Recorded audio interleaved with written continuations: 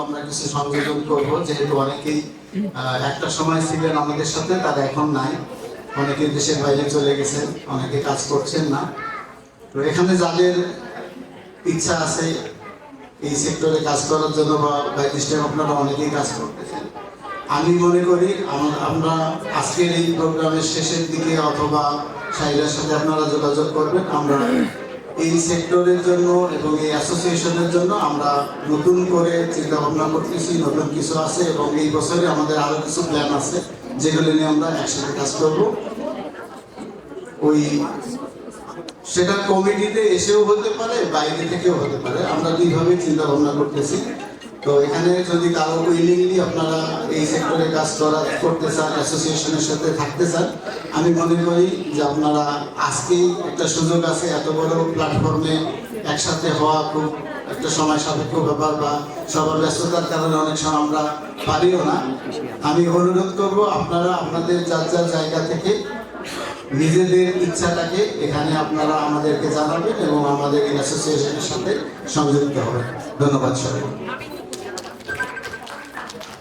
আচ্ছা, আমাদের এখানে মেইনলি একটা সারপ্রাইজ নিউজ ছিল, যেটা আমি আসাদকে বলছি, ভুলে গেছে। সেটা হচ্ছে আমরা ম্যাপে দুইজন আপাতত অ্যাডভাইজারকে নিয়োগ করছি। তার মধ্যে একটা হচ্ছে আমাদের গালা নাবিন আপু, that's why she is here, এবং আরেকটা হচ্ছে আমাদের সিভিল স্টাইলের শিরিন আপু। তো দুইজনই স্পিচ দিতে চাচ্ছিলাম, বাট আমরা ওনাদেরকে কংগ্রাচুলেট করতে পারি এবং বিগ ক্ল্যাপস ফর দেম। আচ্ছা, তোমরা কি হ্যাপি? আচ্ছা, আমরা একটু জাস্ট 2 মিনিট বলো, তুমি উইঠো না যে তোমার ক্যামেরা, তুমি তো সবসময় ম্যামকে সাপোর্ট করতে, অ্যাটলিস্ট এইটা কিছু বলো। আচ্ছা, I am a very shy person, so please মনে করো না কিছু। আমি জাস্ট প্ল্যাটফর্মে দাঁড়িয়ে কথা বলতে আমার খুব লজ্জা লাগে।